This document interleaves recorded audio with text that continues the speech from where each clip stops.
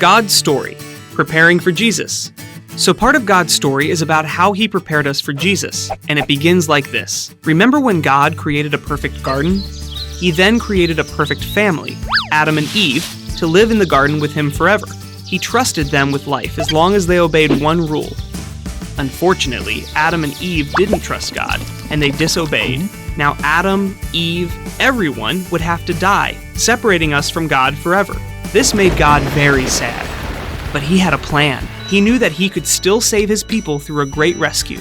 Jesus. Jesus was a big deal. And just like any big deal, people had to get ready for him. It's like before a big movie comes out, you watch the previews so you know what's coming. Well, Jesus was such a big deal that his previews started thousands of years before he came.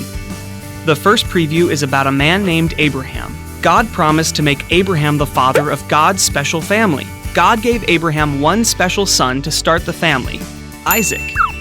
Now Abraham knew that one day he would have to die because of what happened in the garden. Every time Abraham did something wrong, God could have said, "Okay, because you've done this bad thing, you now have to die."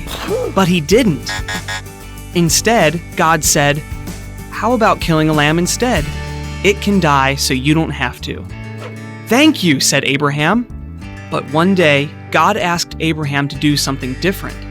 God said, "Okay, because you've done this bad thing, your son Isaac has to die." This made Abraham very sad. But he decided to trust him anyway, even though this meant that he would never have the giant family God had promised.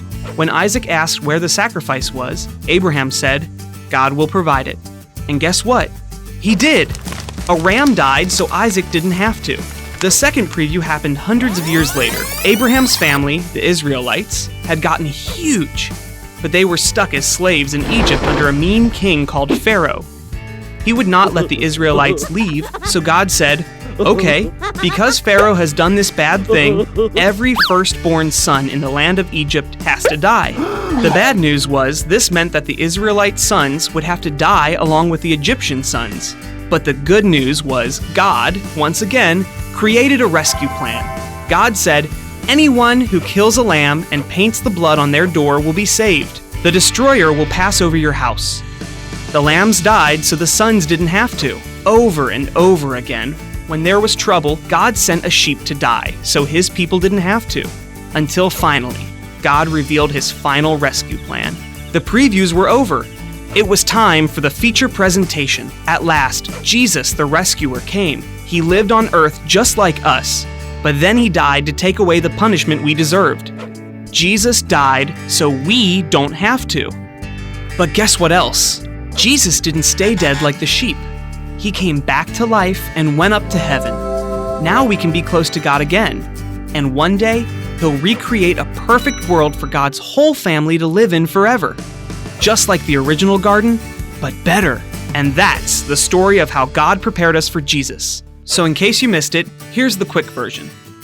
Death separated us from God. God planned a great rescue. He gave us previews. A ram died so Isaac didn't have to. Lambs died so the Israelite sons didn't have to. Finally, Jesus died so we don't have to. But Jesus came back to life. Now death can't separate us from God. And that's a part of God's story.